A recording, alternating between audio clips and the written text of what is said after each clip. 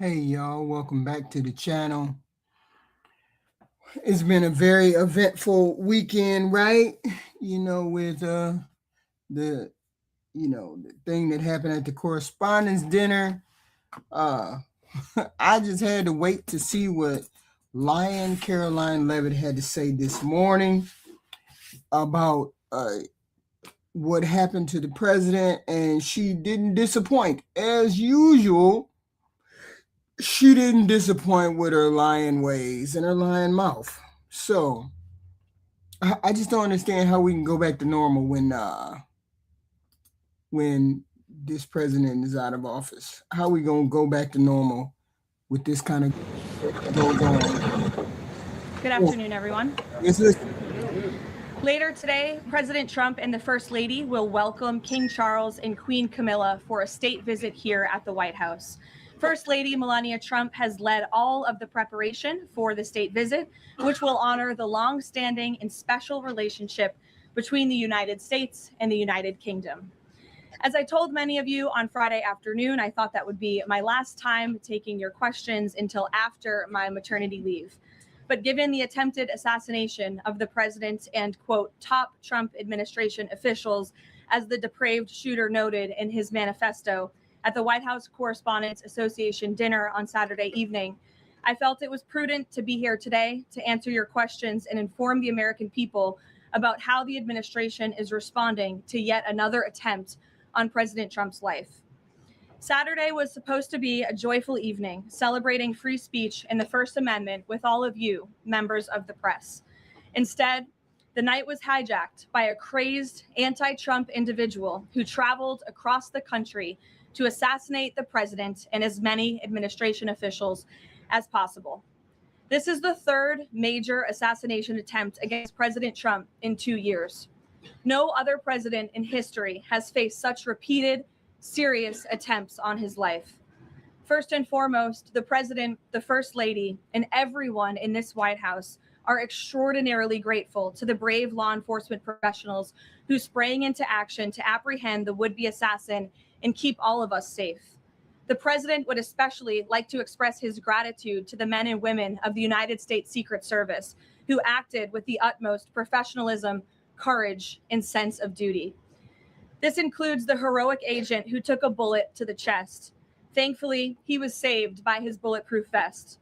Minutes after returning here to the White House to the Oval Office, despite fighting Secret Service to try to stay and keep the dinner going on Saturday, ahead of addressing you here in the briefing room, President Trump was intent on speaking to this brave agent to ensure he was okay. And the agent assured the president that he was. As you know, I was seated next to President Trump and the First Lady when the shots were fired before Secret Service swiftly moved us to safety backstage. The president's calm in the face of chaos, while yet another individual was trying to take his life, was really remarkable to witness, and it's something I will never forget. President Trump is fearless because he loves this country. He is willing to put his own life on the line to deliver on the promises that he made to the American public who elected him here into the highest office in the land. And while we are blessed to have a fearless president, we should not live in a country where such constant fear of political violence permeates our society every single day. We can and we should have fierce disagreement in this country. As you all know, we disagree often, myself in this role and all of you in the news media, but those disagreements must remain peaceful. Debating, peaceful protesting, and voting are how we need to settle disagreements, not bullets. Nobody in recent years has faced more bullets and more violence than President Trump. This political violence stems from a systemic demonization of him and his supporters by commentators, yes, by elected members of the Democrat Party, and even some in the media. This hateful and constant and violent rhetoric directed at President Trump day after day after day for 11 years has helped to legitimize this violence and bring us to this dark moment. Those who constantly falsely label and slander the president as a fascist, as a threat to democracy, and compare him to Hitler to score political points are fueling this kind of violence. The left-wing cult of hatred against the president and all of those who support him and work for him has gotten multiple people hurt and killed, and it almost did so again this weekend. When you read the manifesto of this shooter, ask yourselves, how different is the rhetoric from this almost assassin than what you read on social media and hear in various forums every single day? The answer, if you're being honest with yourself, is that there is no difference at all. Much of the manifesto of the would-be assassin is indistinguishable from the words that we hear daily from so many. For example, as the First Lady of the United States pointed out this morning, just 2 days prior to the shooting, ABC's late night host Jimmy Kimmel disgustingly called First Lady Melania Trump an expectant widow. Who in their right minds says a wife would be glowing over the potential murder of her beloved husband? And having experienced what I did with the First Lady on Saturday night, I can tell you that she was anything but that. This kind of rhetoric about the president, the First Lady, and his supporters is completely deranged, and it's unbelievable that the American people are consuming it night after night after night. As President Trump said on Saturday night at this podium, we as Americans must recommit ourselves to resolving our differences peacefully and uniting around the shared values that make our country great. The deranged lies and smears against the president, his family, his supporters have led crazy people to believe crazy things, and they are inspired to commit violence because of those words. And they never take accountability for nothing that this president says or does. They never take accountability that this president brought this kind of rhetoric to the public forum. You never, ever heard President Obama. You never, ever heard Biden. You never, ever heard George Bush. You never heard none of those men speak like this president ever to anybody. And I thought that by an attempt, first of all, I don't even believe this was an assassination attempt for the president. So they dusting it up like it's a major thing, and he was in there with a gun, and I get all of that. But most of this stuff sounds goofy to me. Why? Because you have the three people that are closest to the presidential seat in one building. And you mean to tell me that y'all didn't have all their security? Y'all didn't have every exit covered. Y'all didn't have every exit covered, every corner covered, every chair covered. You didn't have and you had the FBI in the building, and you had all of these people in the building that were the next in line to the presidency, and you didn't have none. You didn't have enough security. Somehow this dude got in. Y'all didn't have these people blocked off. Y'all didn't have none of this stuff blocked off, and he managed to run past 5 of y'all. 3 people closest to the presidency. The next 3 people in line for the presidency was in that room.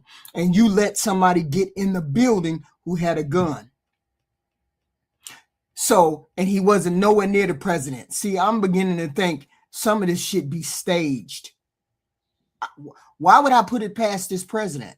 This is the type of people that he have around him. People who like to perform stunts.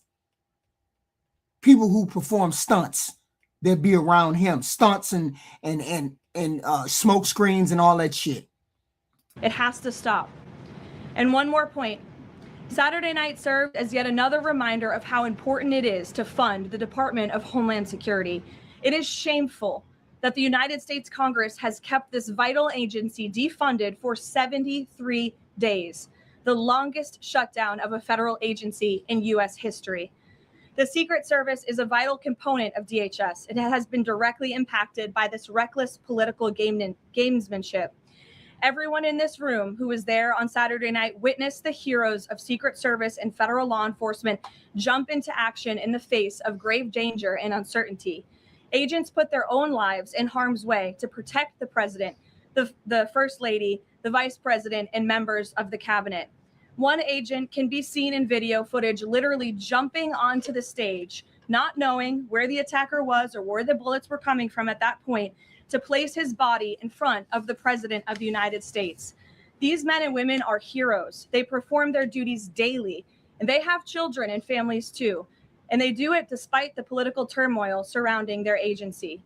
No, who's gonna be the reporter that asked the most important question? And the most important question is, why was security so lax on a night when you had all those important people in the room? When you had all those important people in the room, where was all the security that you should have had? The layers of security that you should have had. Where were they? Why weren't they there?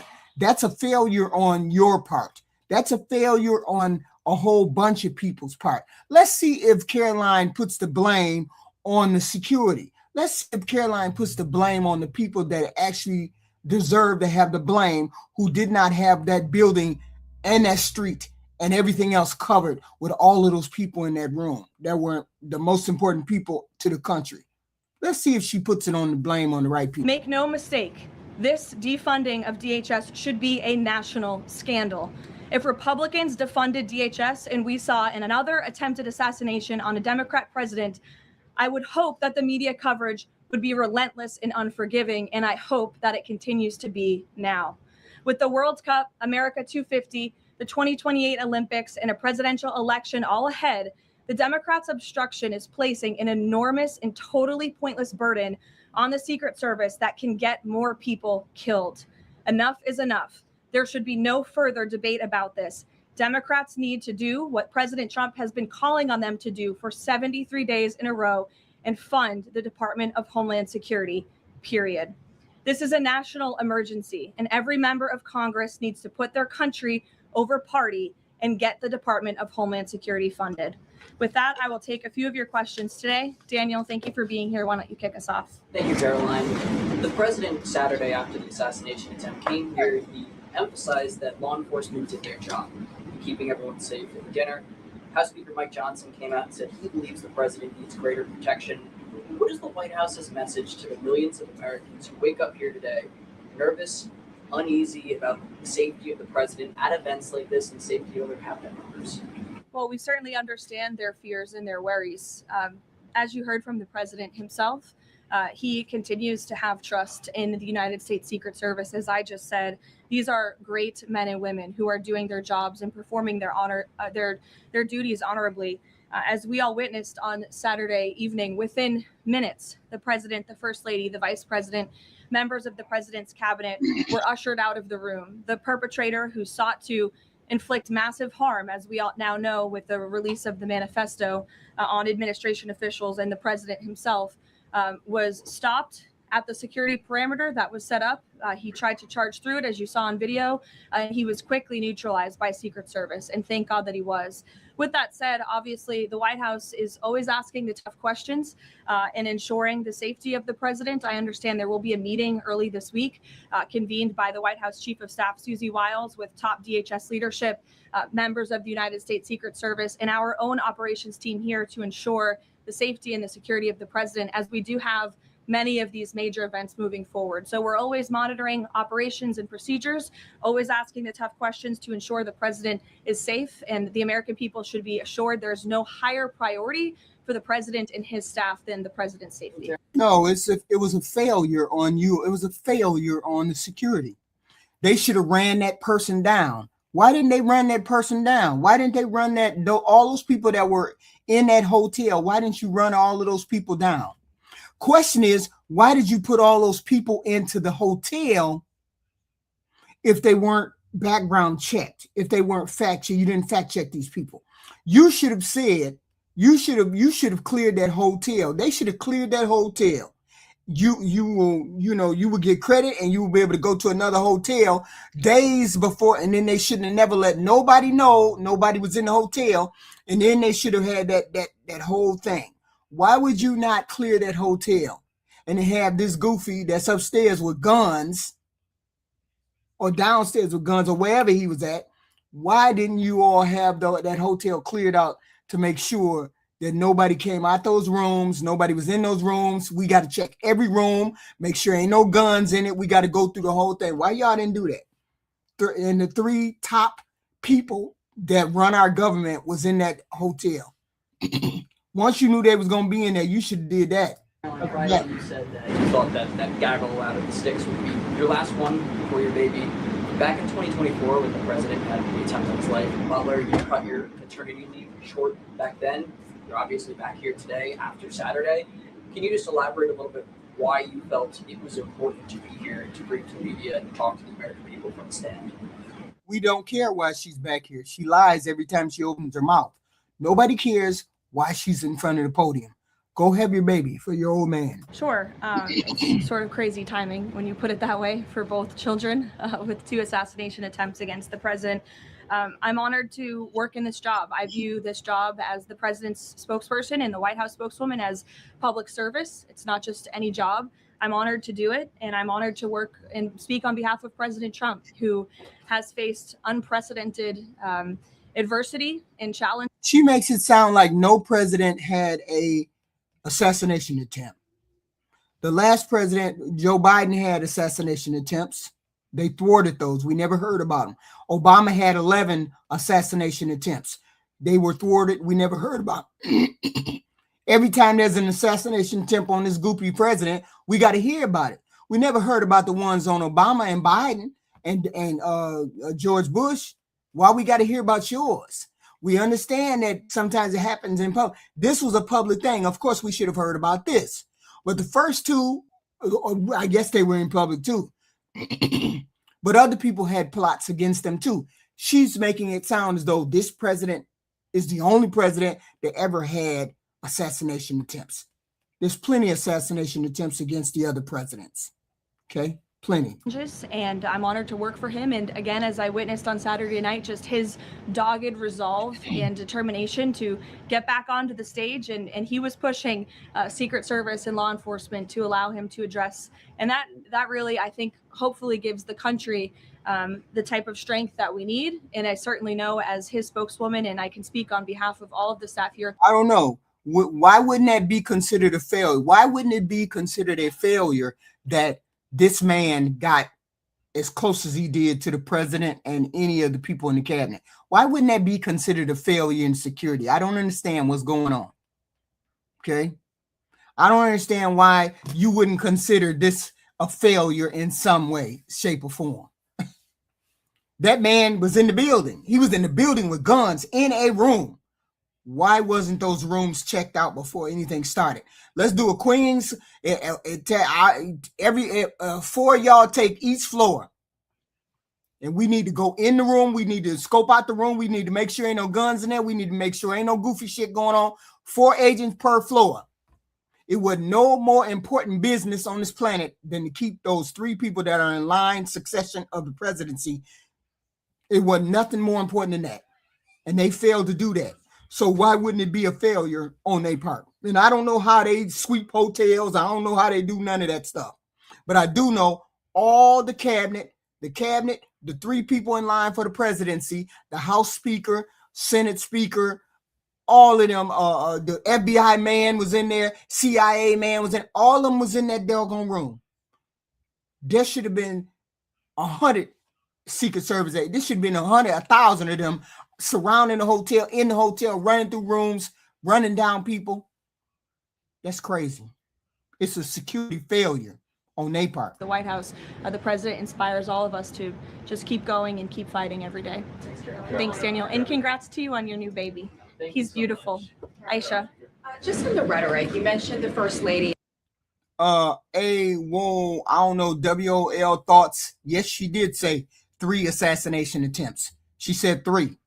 Okay. Obama had 11. Did you hear about the 11?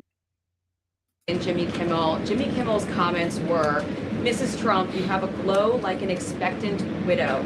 And he said this days before the shooting, but there does seem to be a normalization of rhetoric about assassinating this particular president.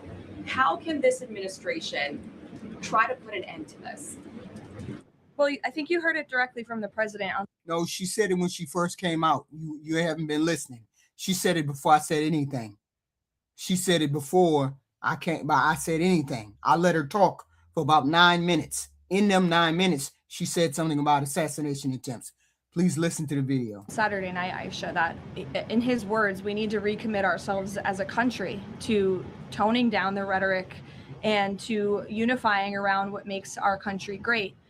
That's true of everyone who works in this White House. But as I said, it's also true of everyone who has a voice and a platform across this country, whether you're on television, a podcast host, people listen. Your president needs to tone down the garbage that he says too. Nobody says anything. The no accountability White House. No accountability for the rhetoric that goes out into the atmosphere. No kind of rhetoric, no accountability for the rhetoric that she says. Jimmy Kimmel said those jokes a couple of days before this even happened. Okay. That's crazy. And then she brings that up. Oh, Jimmy Kimmel said assassination attempt. He said that days ago. He didn't say that on the day. That's wild.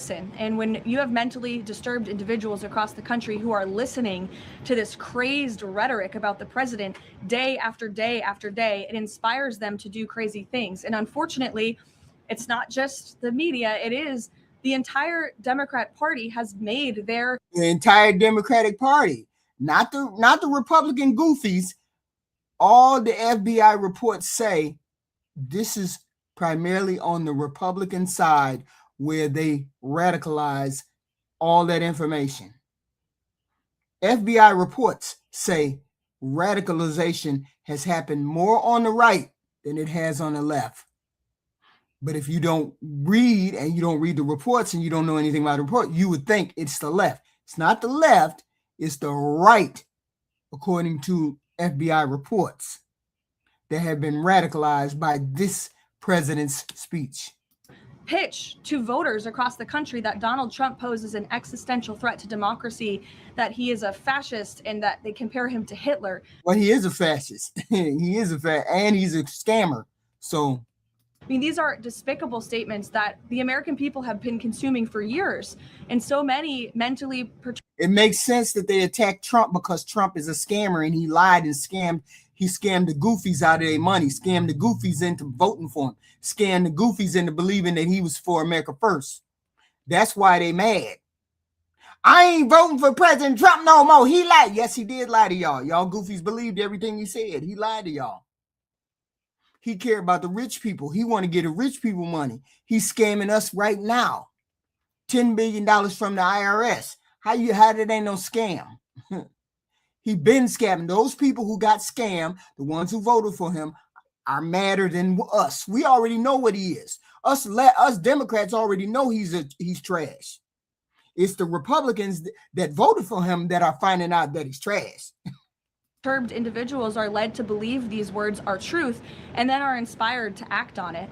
I have a whole host of examples that we can share with you after. It is pages and pages of major Democrat Party elected officials saying, such as Rep. Hakeem Jeffries just this month said, "We are in an era of maximum warfare everywhere all the time." Now, you see, she brought up the lie about Hakeem Jeffries. Hakeem Jeffries had a whole statement in terms of what she's talking about. Had nothing to do with violence or anything else. You see, she just lies straight out of her back. I knew that was one of the ones that was coming. The Jimmy Kimmel one was coming. They only pick out the ones that seem extreme to them, that is normal every day, that might be normal everyday talk for everybody. But they never say anything about what the president said. You never say anything about what the president said. It's always about this is the no accountability White House. Governor Josh Shapiro said heads need to roll within the administration. Senator Alex Padilla said people are, quote, dying because of fear and terror caused by the Trump administration. Senator Elizabeth Warren, President Trump is making the country look like a, quote, fascist state. Senator Adam Schiff saying President Trump using a dictator playbook. Senator Ed Markey calling President Trump a dictator, saying that this administration's actions are authoritarianism on steroids. Governor J.B. Pritzker, never before in my life have I called for mass protest disruptions. These Republicans cannot know a moment of peace. You have Rep. Presley saying, yes, those are moments of peace. Those are statements. Those are not calls to violence. There's a difference. There's a call to violence, and then there's a call to protesting. Y'all got to know the difference. What did y'all side say? Let's see. What did y'all side say? And we'll see you in the streets. Monica McIver, a Democrat representative on Capitol Hill. We will not take What did this y'all shit from side Donald say? Trump. He thinks he's a dictator. We are at war. These are Democrat elected officials calling for war against the president of the United States and his support. No, I want to know what your side said. I want to know what your side said. What did your side say, Karoline Levitt? What did your side say? Go over there on X and see what your side says. Your side saying even crazier shit. We got people in my chat who be calling me demonic. We got people in the chat who be calling me ill and violent and demonic. There's people in the chat, they talk worse. What do your people say, Karoline Levitt? Okay, what does your people say? Supporters. I could go on and on, but again, when you have people in positions of power that are saying things like this every single day for years, you are inspiring violence by people who are already mentally. No, do y'all know what they used to say when Obama was president? Did anybody look at any of those things that they used to say every day about Obama? Now we worried about what people say when it's on the other foot. Nobody worried about the horrible things they were saying when President Obama was president. Nobody worried about the horrible things they were saying when Biden was president. Now everybody's what, but nobody came out in the Biden era or the Obama era. Nobody came out on the platform like this young lady and said, "Oh, my boss is getting threatened. Oh, woe is me. I'm saying y'all so mean to my boss. Y'all always saying mean things to my boss." You never saw anybody come out and say that in Obama's era or Biden's era. Why is such a pussy White House? I don't understand. Pussy White House who never take accountability for the things that they do and say. But it's always somebody else's fault. It ain't never their fault. I'm still trying to figure out when she gonna take accountability for the lacks in that law enforcement, lacks in that security at that hotel, the correspondence dinner. When y'all gonna take accountability that y'all had shitty security? Please take accountability for that. Soon, please take accountability for that. Ill. And that's what we've seen against this president for far too long. This is disinformation and misinformation online. There will be bite-sized clips that will go viral to the point where there are Americans in this country that believe that what happened Saturday night was staged. Why wouldn't some people think it was staged? Every time the poll numbers are low, this president get an assassination attempt. Y'all didn't have no security in that hotel that could keep that man out of that particular area and get past security. How was he in a room with guns and y'all didn't know he was in the room with guns? How y'all had not done a sweep of the hotel before when that person got in the hotel, the day before the president got there, the day of the president got, why y'all hadn't done any kind of sweep, any kind of anything? And this man got by. He was 2-3 floors down or 2-3 floors up. Never could have got to the president. Why y'all talking about assassination? He never could have got to none of y'all. He couldn't have got past the security if the security was where they were supposed to be. If they were guarding the door, why nobody wasn't guarding the door that man ran through? We all saw the video. He ran straight through them and then shot one of them. How that happen? Y'all so security minded. 3 people close to the presidency, in line of the presidency, and y'all ain't got no more security than that, and y'all let that man get through? Sounds to me like setup. They threw JD Vance, got out of there before the president. They threw him out. They brought him out the door before the president. Before the president. Freaking, what's his name? Cash Patel almost hiding under the fucking table. How he almost hiding under the table and he had the FBI. Make it make sense. Looking around.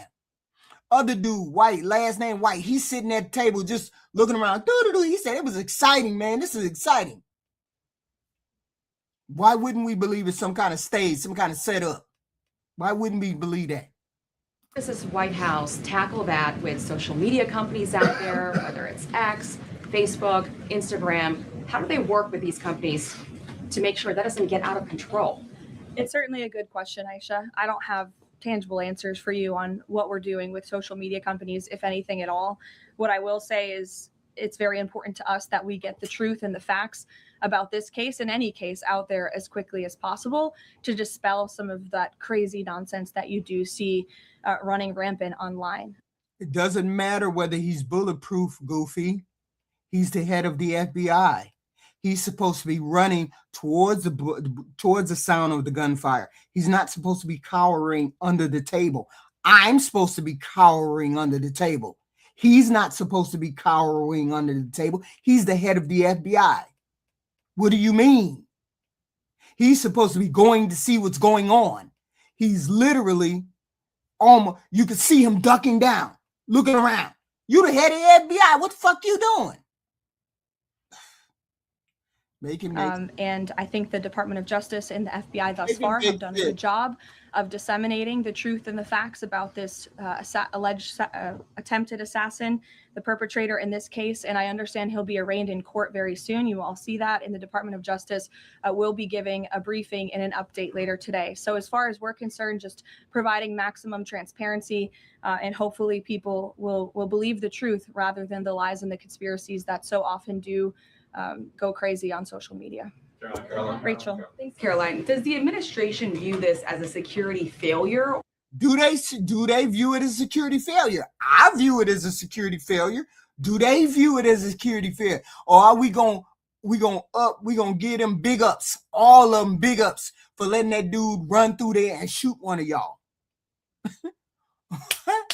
Hey, big ups for him letting him get through and shoot one of y'all.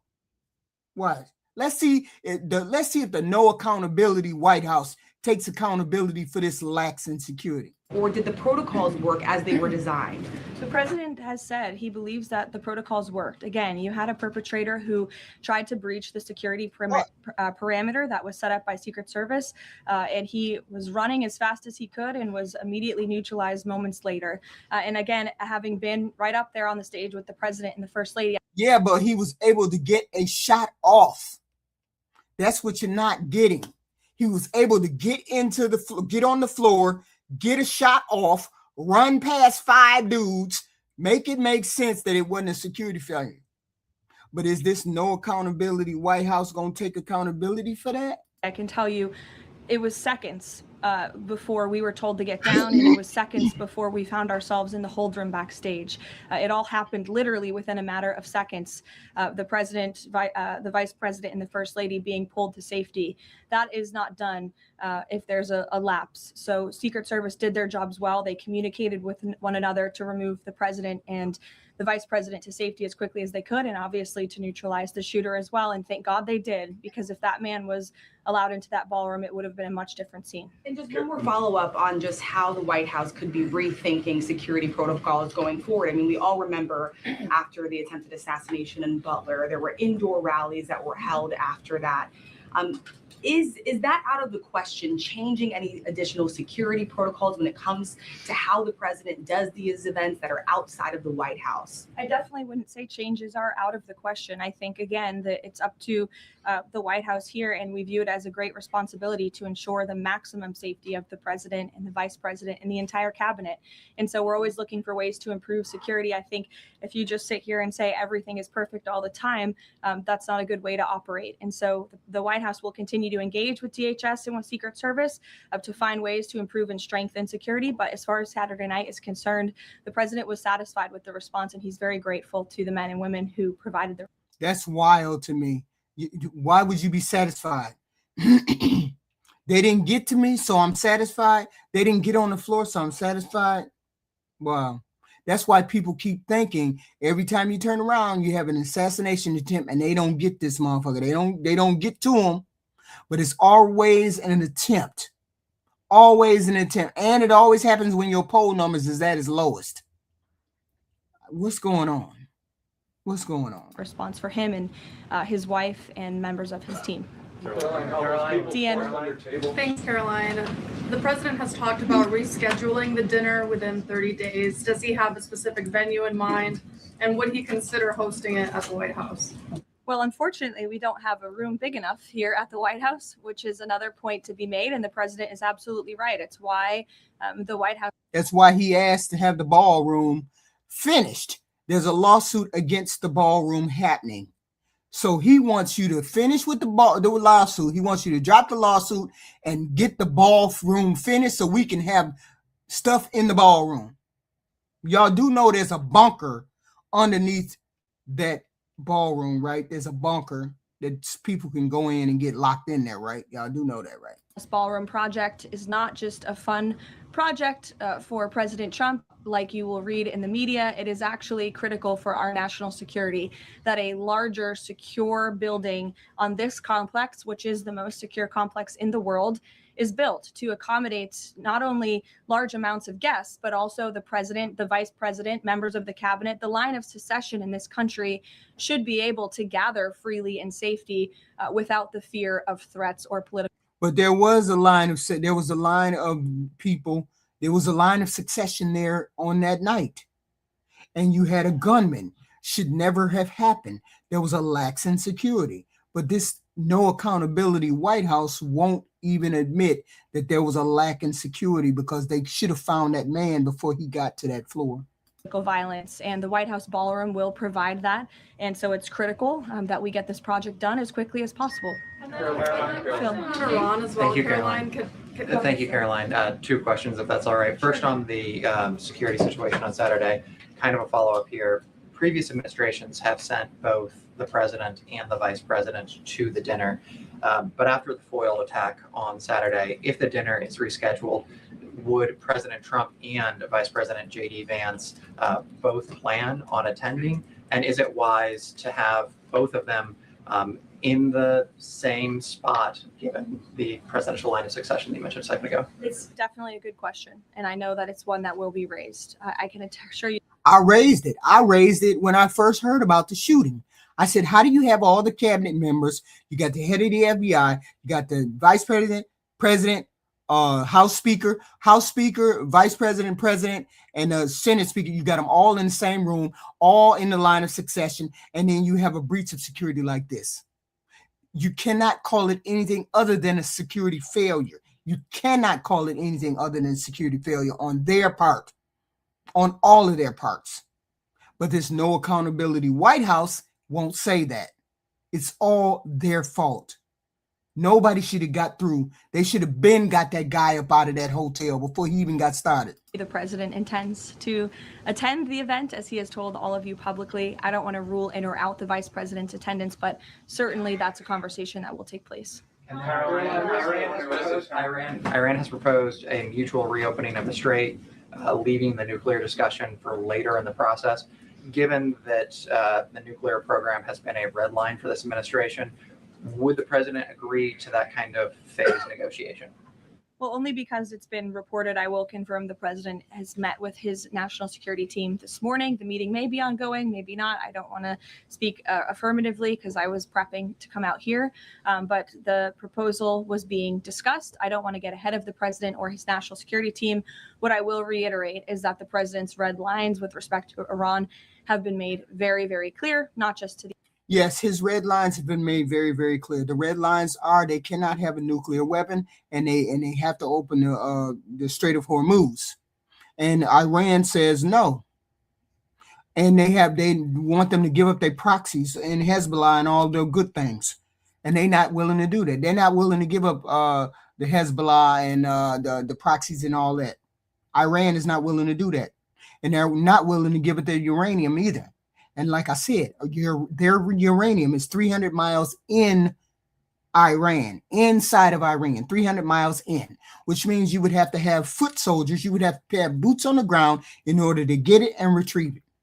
So are we going to have boots on the ground? Because Iran ain't trying to hear it. The American public, but also to them as well. So they're considering it. I wouldn't say they're considering it. I would just say that there was a discussion this morning that I don't want to get ahead of, and you'll hear directly from the president, I'm sure, on this topic very soon.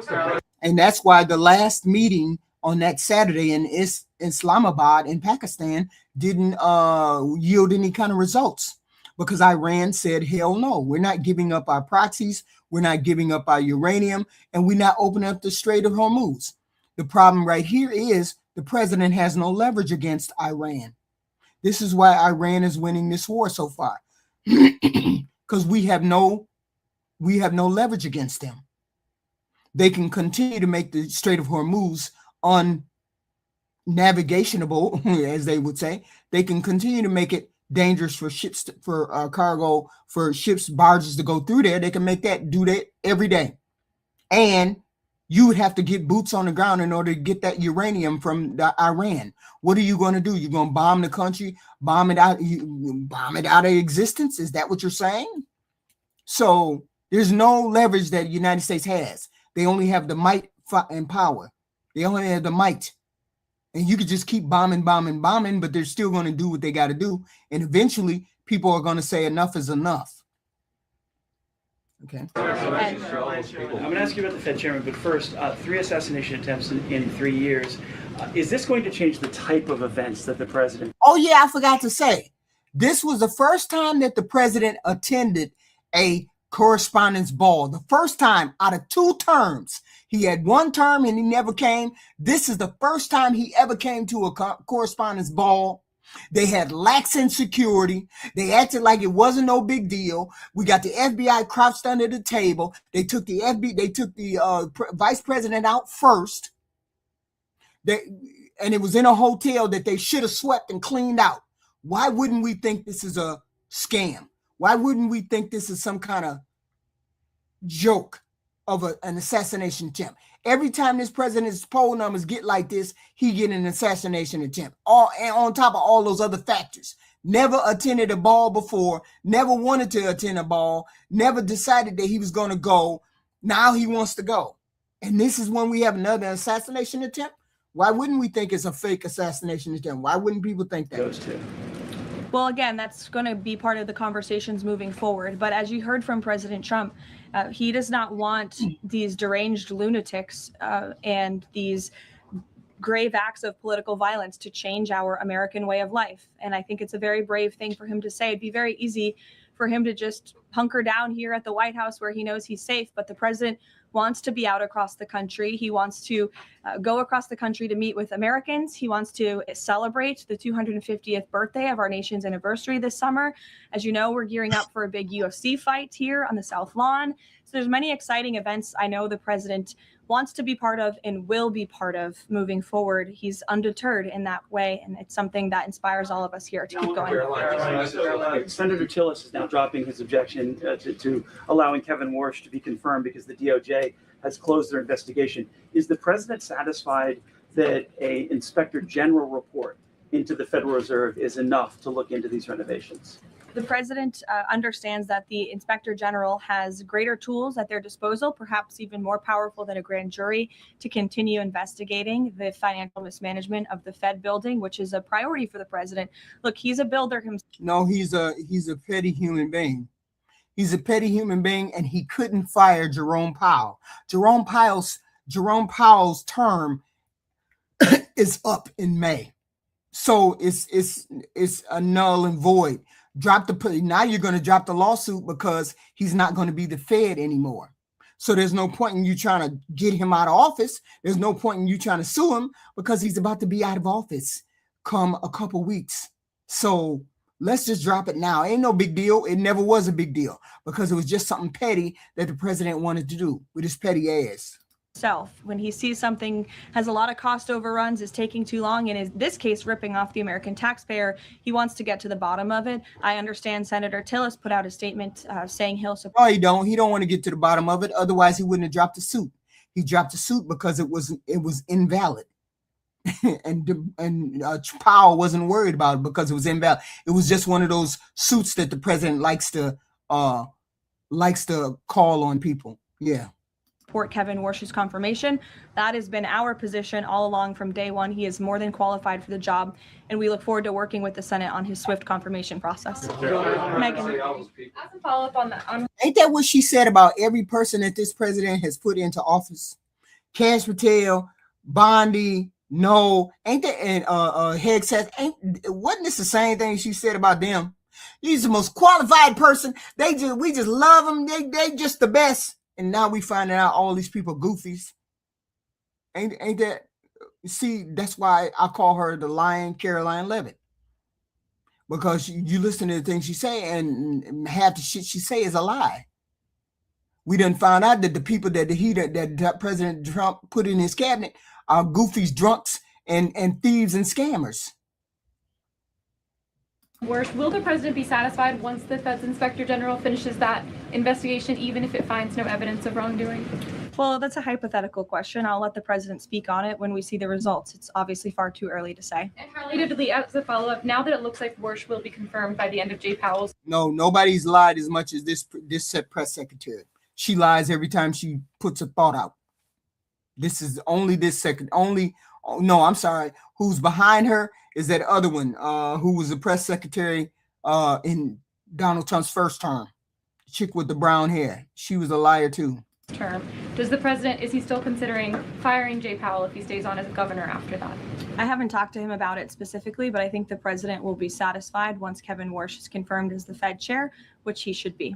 Of course, he's going to be satisfied when he's confirmed as the chair, because then he can't get Jerome Powell out of it. He can't get Jerome Powell off of anything. He can't fire Jerome Powell. He just never could. I don't even know why he tried. Karen. What do you mean, set my bias aside? What do you mean? Nobody lied. Nobody lied like this person. Nobody lies like this person every time she opens her mouth. Nobody has lied like this every time she opens her mouth. Nobody. On Iran, the president had said last week that the U.S. has started the process of clearing the Strait of Hormuz of mines. Do you have an update on how many have been removed and an estimate of how long that process could take? I don't, but I would defer you to the Pentagon on that. We'll make sure they get you an answer, Karen. It's an ongoing process, though. It's still actually happening right now. Again, I would defer you to the Pentagon on anything with respect to clearing mines in the Strait. They're not doing anything in the Strait of Hormuz. They're not doing anything. Iran is not allowing them to do anything in the Strait of Hormuz, because that's all they have to do is set the mines off if you come near them. So they haven't done anything. The only thing they try to do and they're planning to do or they're doing is the blockade. That's as good as they can do it. Hormuz. I know that you said that the White House is reviewing the security protocols for things that could be done differently. Because people see it just how I see it. It's a big, gigantic security failure. People see it. Everybody see it like anybody who's unbiased, anybody who ain't like AWOL thoughts, who ain't like you, who must be a part of the MAGA goofy team.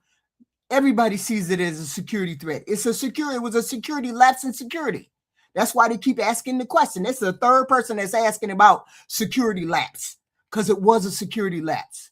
In the future, have you identified anything so far that you would like to see done differently, or ask the Secret Service to make any changes in the security protocols for the president, particularly at these large events that are taking place off the White House campus? Not yet, no, but as I said, there will be a meeting here at the White House.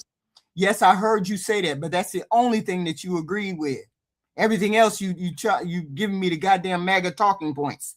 That's the only thing you said there was a security lapse.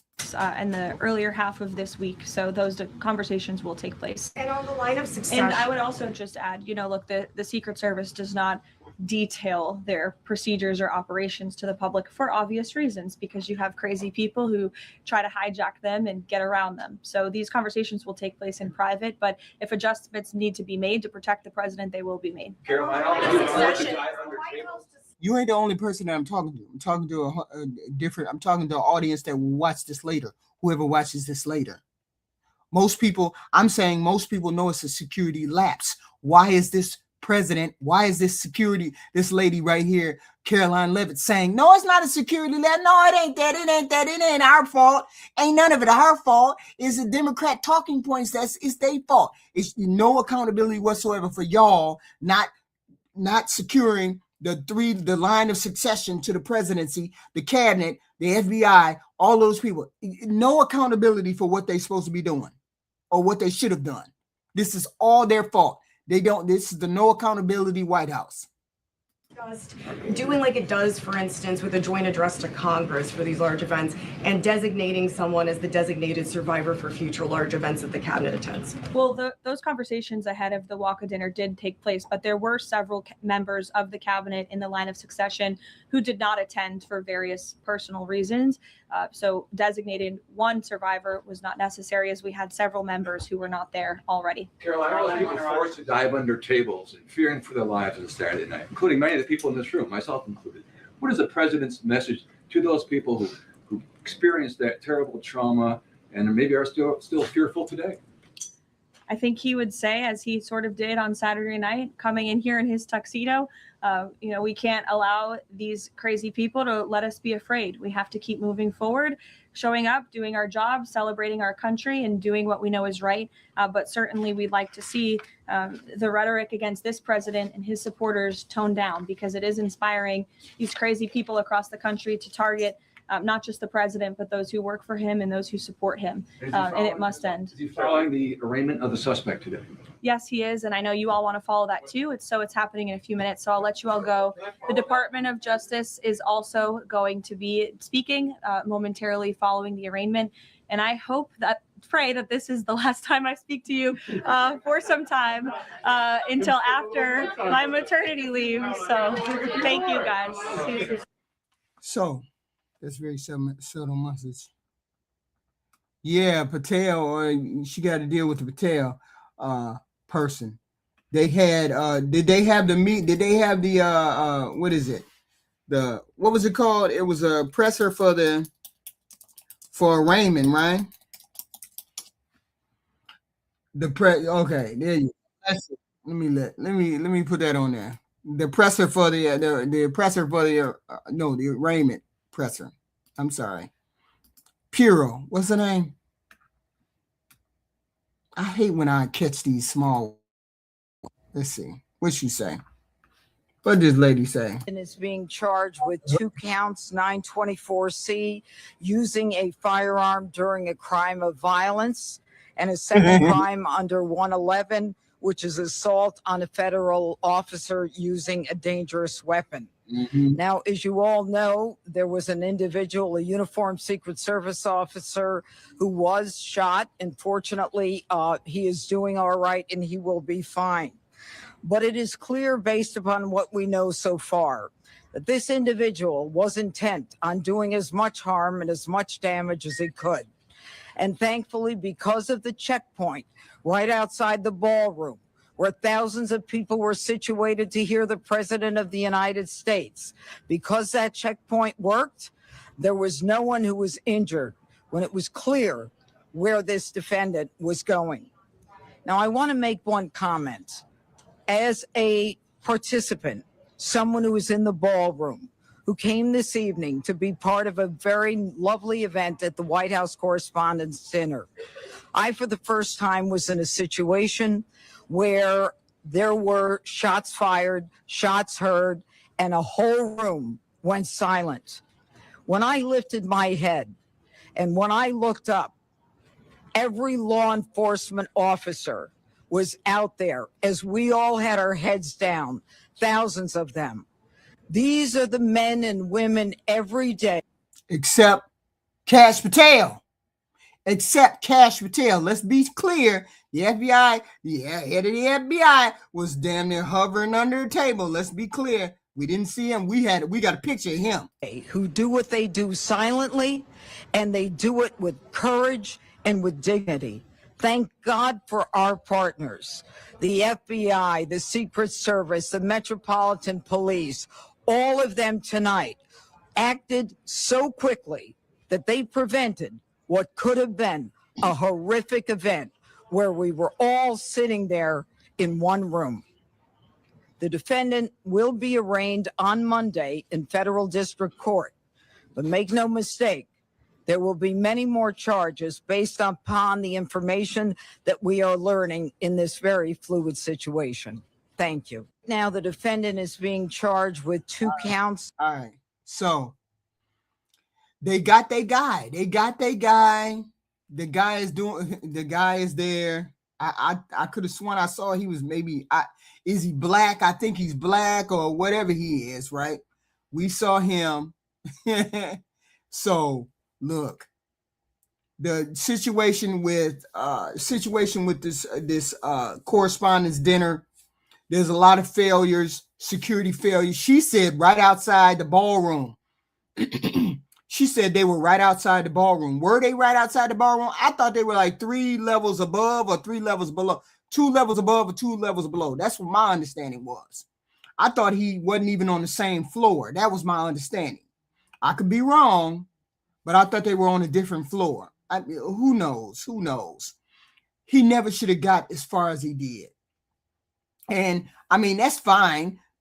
y'all need to not have this particular ball go on as soon as possible. Stop announcing those kind of things. Make sure your designated people are where they're supposed to be. They can't be at the party. You had lines of succession in that party, and it never should have went through it. They should have had security. The Speaker of the House should have had security. Hakeem Jeffries should have had security. The Vice President should have had security. FBI, the President, all those people should have had their own security. They all should have been coordinating, making sure that all the rooms that were upstairs were cleared out, depending on how many rooms were upstairs in the building, right? Depending. But you could have took 2 or 3 different law enforcement agencies and cleared out all those rooms. Okay. He was barely within. Yeah, like really? I mean, he didn't get that far. I get it. He couldn't have got that far because I think he was like 2 or 3 levels below or above. Okay, so it was what it was. Hopefully, they put more protocols in place where this never happens again. Okay, but let's address the fact that people think it's a hoax. First of all, he never went to the ones in his first term. And this is the first one that he's ever went to. There was no initial. There was no opening act. They were sitting right out in front where everybody could see. Every person that was in the line of succession was there. What's the name? Cass Patel was ducking under the table. They took the vice president out first. The president's poll numbers was low. Every time his poll numbers is low, they try to pull out a doggone an assassination attempt every time. Why wouldn't we think it was staged? Why wouldn't we have that idea that maybe it was staged? The security is lax. With that many people in the room, with that many important people in that building, you have lax security where that person can run past y'all and he shot one person, but nobody else, he didn't get shot. All them people got guns and whatnot, and he didn't get shot, but one of y'all got shot. How that make sense to y'all? How that make sense? Because it don't make sense to me. Y'all all had guns and bullets. Why wasn't he shot? He shot one of y'all. Ran past y'all. How did he get down there on that floor at that door thing or at that doorstep? What was he thinking? Where was he at? Why didn't he figure out where the party was? How was he running on a floor that wasn't nowhere near the party? I don't understand. So these are questions that I have. This is why people think this stuff is some goofy shit. Maybe it was set up. Who knows? We don't know. I'm not saying it is. I'm not saying it isn't. I'm just saying this is why people may think that. So this is where we at with this doggone goofy. There's no accountability warehouse. No accountability White House. This is what I call it. The no accountability White House. Because they never take accountability for nothing that they do and they say. Talking about the Democrats, their rhetoric is bringing these crazies out. No, the FBI reports have said most of the dangerous rhetoric and the danger comes from the right, the people on the right. That's where most of the danger comes from, according to FBI reports. I'm not saying this. FBI reports have said this, that most of the danger has come from the right. President Trump doesn't make it any better because he spews this garbage and this nonsense about Democrats being demonic, demons, dangerous. He spews that, and all his supporters spew that same rhetoric, that same garbage. You don't think that's dangerous rhetoric? Okay. 2, I'm not saying it was a Democrat or a Republican. Nobody's saying anything like that. He did donate to a $25 to a left-wing organization, but that's it. Okay, he did donate to a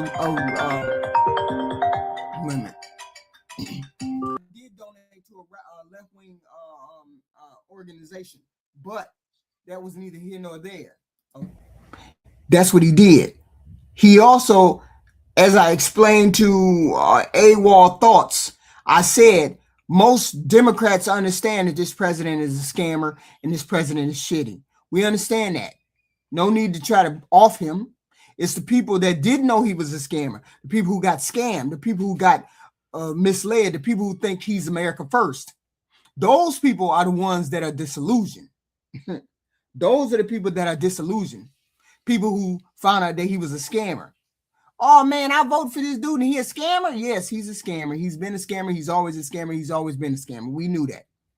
Unfortunately, people who voted for him didn't know that, and they found it out pretty quick that he was a scammer and he's not America first. So 9 times out of 10, it would probably be a right winger that would be trying to assassinate this president because they're disillusioned about what he said and what he's been doing. But that's neither here nor there. We talked about Karoline Levitt. She came out, said a couple lies like she always do, tried to throw the blame back on everybody else except the president and his team. This is a failure, a security failure on the part of the president. This is a security failure on FBI, CIA, whoever is in charge of security. It was a failure on their part because that man never should have been on camera with no gun charging through y'all. He was the one who shot somebody. Nobody shot him. Why y'all didn't shoot him? All y'all had guns, but none of y'all shot him? He was the only one that got shots off? That's the whole, that there's a failure right there for him to have gotten through y'all. He ran straight through y'all. Straight through y'all. How did he run straight through y'all and then manage to shoot one of y'all? And it's not considered a failure. All 3 lines of succession to the presidency was at that dinner. Even though they had a designated person off site, there still was 3, 4, 5 different people who were in line of succession, and they were there. It never should have happened. It never should have been any kind of security threat. First time the president ever went to a correspondence dinner, he didn't go in his first term. This is the first time he went in his second term, and security was lax, like it wasn't no big deal. So why wouldn't we think this was a goofy attempt or a fake attempt on his life? Why wouldn't people think that? I'm not saying that. Why wouldn't people think that? But if you appreciate my comments, you appreciate this breakdown of this whole video, please hit a like, share, and subscribe. I appreciate y'all, and I'll be back with another video later on. Definitely will. I appreciate all of y'all. Hit the like.